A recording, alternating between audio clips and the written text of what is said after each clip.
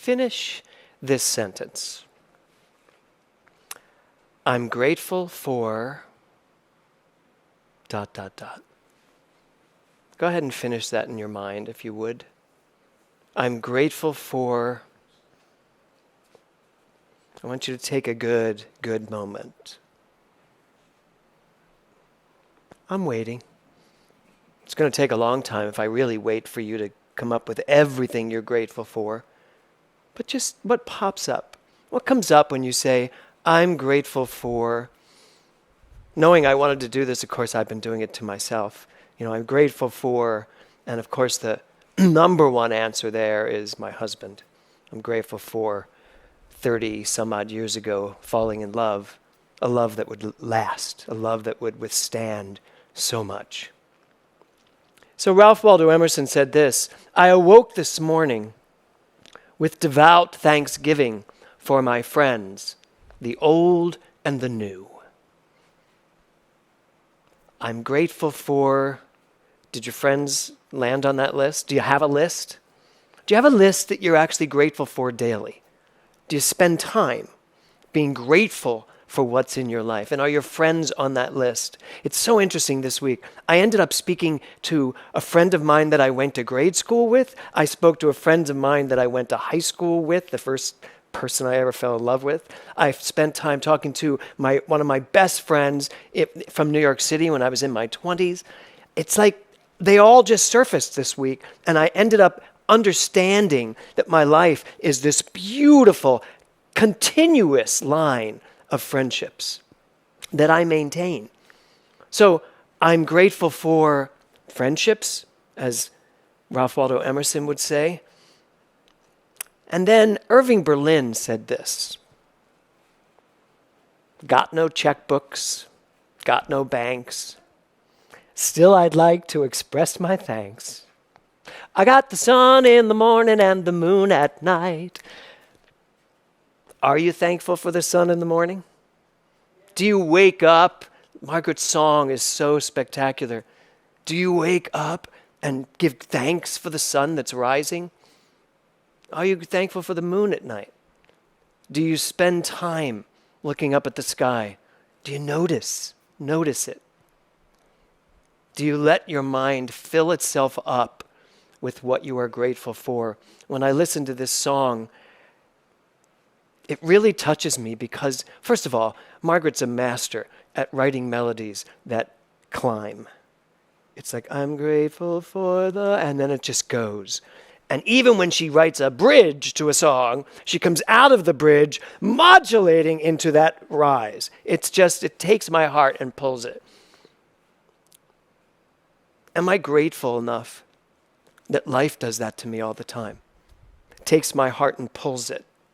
As we go into this week of Thanksgiving, my question today really is going to be for you, are you using your mind to be grateful? Or perhaps, are you creating another list? There's the list of all the things I'm thankful for. And then there's that other list. You know what the other list is, right, Eric? All the things that didn't work out. All the things I'm not grateful for. In fact, things that I'm resentful for, or as Eric talked about, things I'm still holding on to. Your mind cannot withstand the constant conflict in it of gratitude and whatever is its opposite, whether it's anger, complacency, whatever.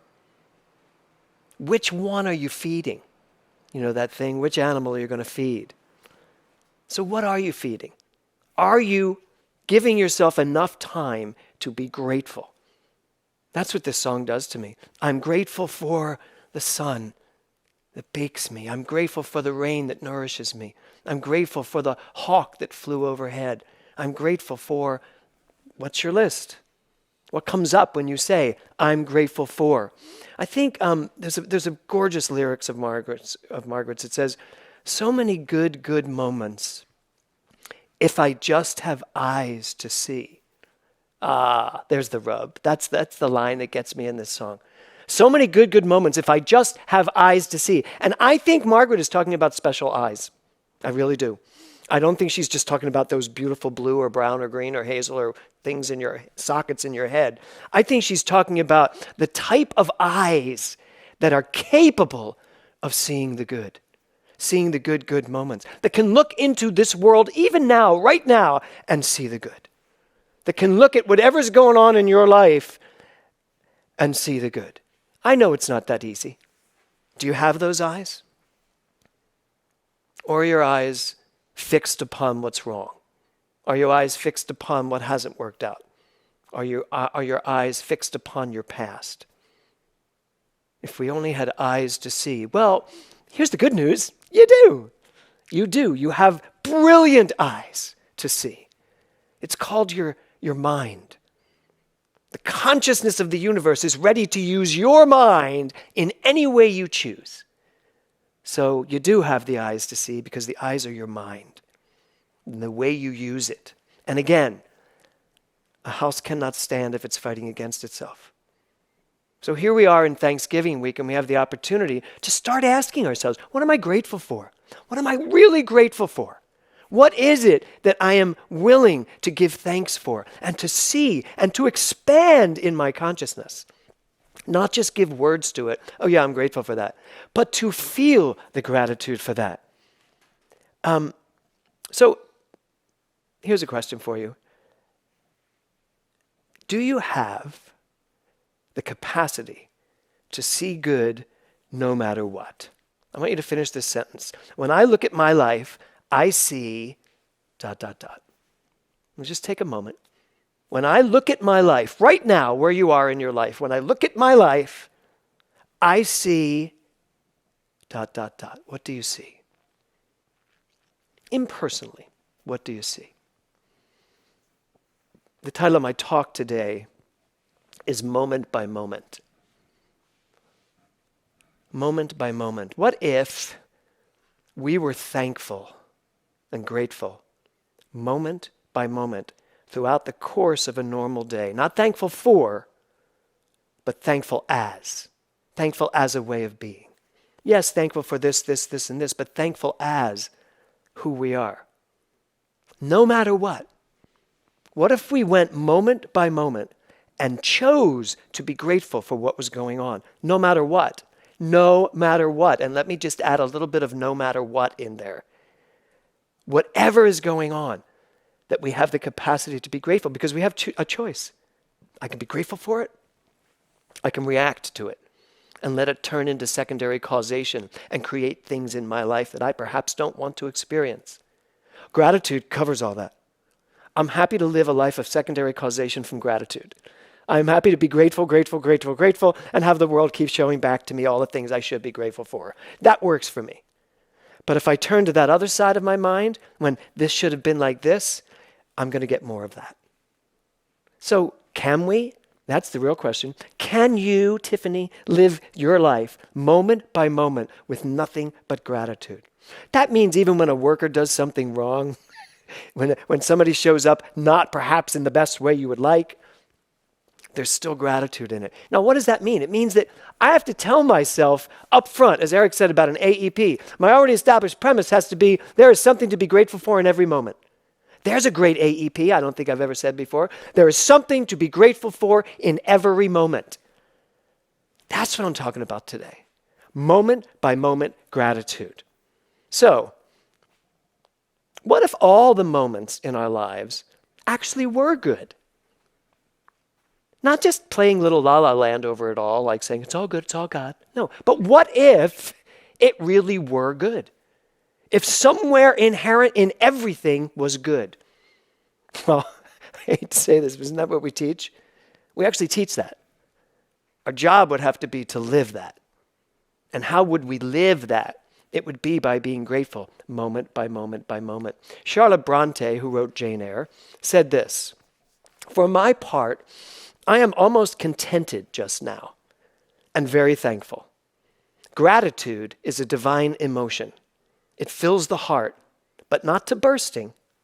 It warms it, but not to fever." So, question, are you contented in your life? Now, I've always had a problem with the word contented because contented always meant to me the idea that I was settling for something. Oh, I'm content. Everything's fine. And I know there's more. There's always more. There's always more. But I'm starting to get a better understanding of contentment. And I wrote this thing here. I said, contentment to me means that you understand who you are in relationship to all that you are grateful for. So contentment, when I listen to, I was going to say Jane Eyre, when I listen to Charlotte Bronte, contentment to me means I know who I am, and therefore I'm grateful for everything. So I am content. I'm content in knowing who I am. I'm content in living from who I am.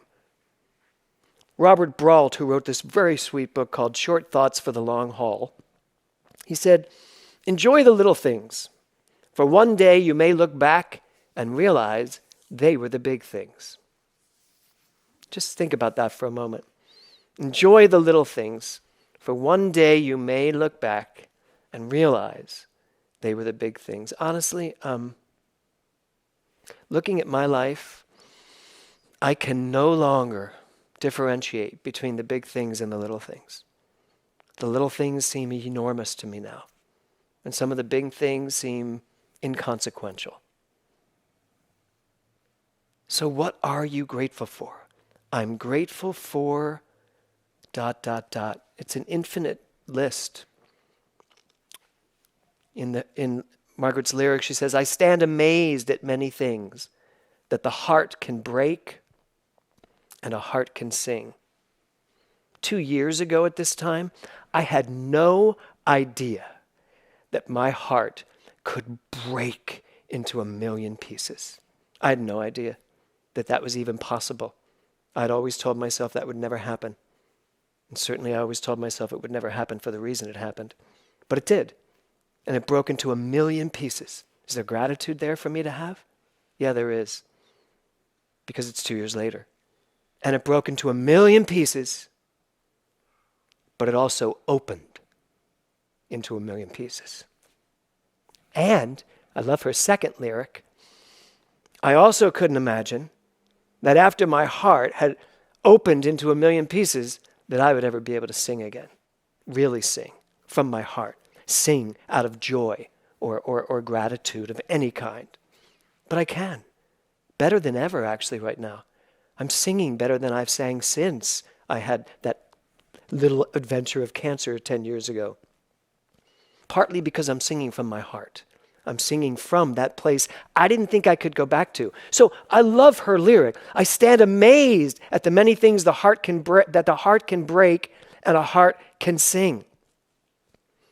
I am standing here today showing you, proving to you that no matter what, there is life to be grateful for.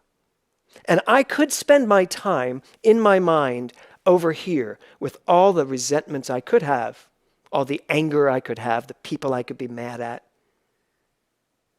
But what would that do for me? I mean, I could no longer do my job. How could I inspire from a place of resentment? How could I teach from a place of resentment? How could I live this teaching from a place of darkness? I couldn't.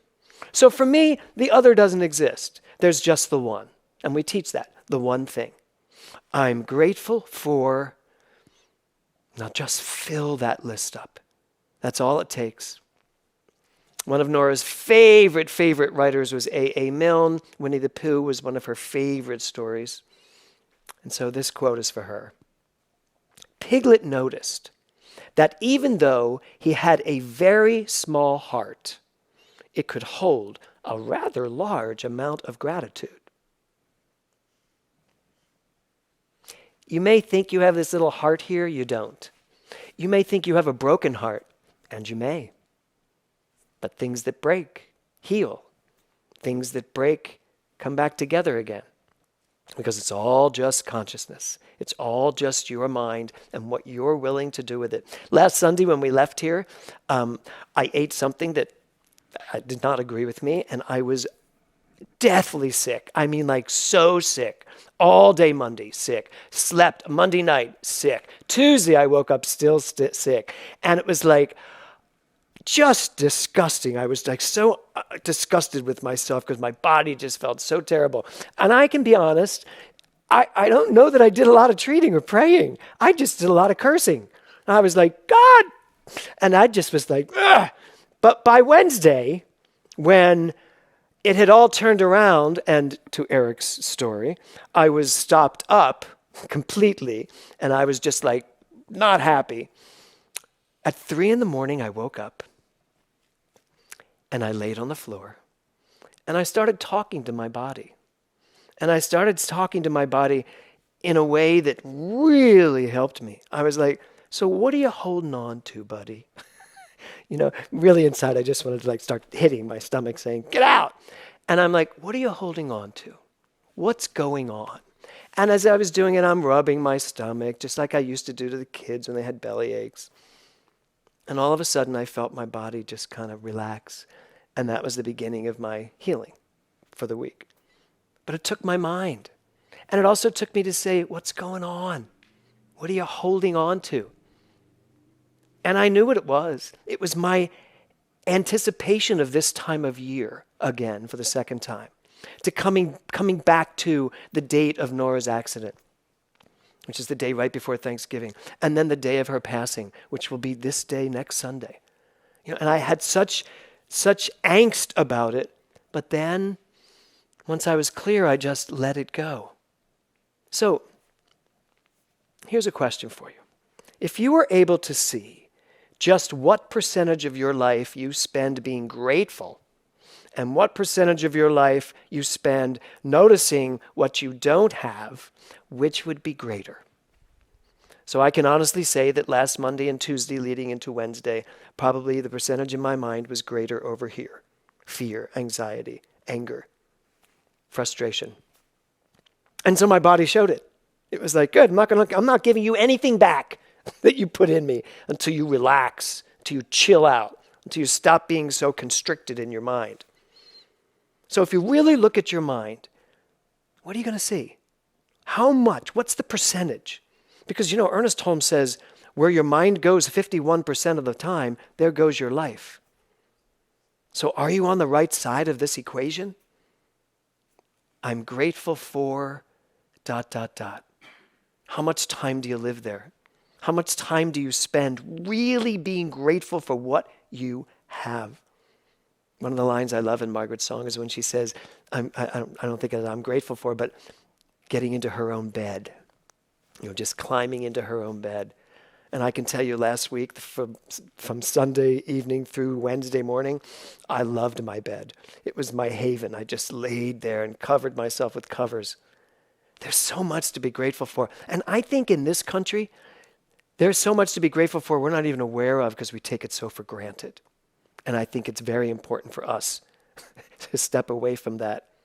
So what I'm talking about today is moment-by-moment gratitude. Are you willing to join me this week as we move through this week and as we hit Thanksgiving? Are you willing to join me and just see what your life feels like if you go moment by moment in gratitude? No matter what's coming up, no matter what happens, that gratitude is at the center of it, moment by moment. Just take it piece by piece, step by step, moment by moment, second by second. Notice when your mind goes into complaining. Notice when your mind starts to wish you were somewhere else or wish somebody else were someone else. Notice when these things happen and instead turn it over to gratitude. Rumi says, wear gratitude like a cloak and it will feed every corner of your life. Now, I want you to just imagine that for a minute. What would it feel like if you were able to go to a store? Let's say it's this beautiful seaside clothing store, just this exotic, somewhere you could imagine Margaret would shop. Some exotic, seaside store that has like these long dresses and long vests and coats. And you walk in and there's this beautiful stand and there's this gorgeous, it almost looks like a magician's coat. And it's just this most amazing cloth and you're drawn to it. And you walk over to it and you see it and you're like, that is so gorgeous. And it just calls, you have to pick it up. And when you put it on, it's the gratitude coat. And when you put it on, it wraps itself around you. And it's not that you have to button it up. The minute it goes onto your body, it just suddenly becomes your body. And you are now wrapped in this amazing, energetic field of pure gratitude. And you're standing there, and since I did tell you it was a seaside store, you're standing there in this cloak looking out the windows of this store at this magnificent ocean with a blue sky and sun beating down. And all you can feel in your heart is the expansiveness that just keeps welling up inside of you. Would you buy that coat? I would. I would buy it in every color they had. But it's a real question. Would you buy that coat? Would you put it on? Would you wear it? That's what I'm asking you to consider. I'm asking you to consider stepping into this wonderful world of this Persian poet, Rumi, wearing gratitude like a cloak and feeding every corner of your life.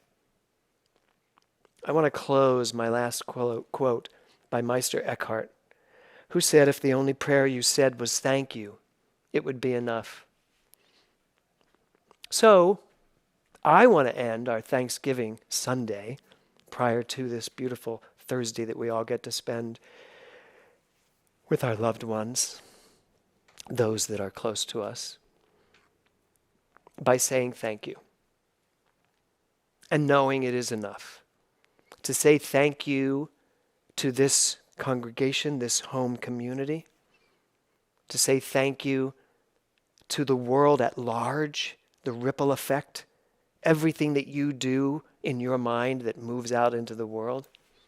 I want to say thank you to my husband, my son, my daughter, all of my friends that came from the moment I was born till now, and all the ones that are going to come as I go forward in life. I want to thank you for being here today. I think if we really listened to Meister Eckhart and we really gave some thought to this idea that to say thank you would be enough, I'm pretty sure he didn't mean just those two words.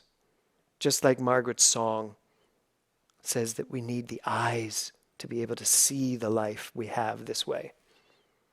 I'm pretty sure Meister Eckhart meant, do you have the heart, the consciousness, the soul, the mind to say thank you from that place of immense understanding? So I invite you this week, find that cloak, put it on, buy it, embody it.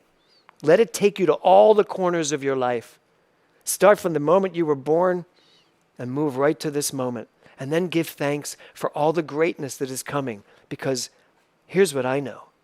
Your life has been blessed, is blessed, and will continue to be blessed as you continue living in this consciousness of gratitude. I am grateful for you get to live the ... Namaste.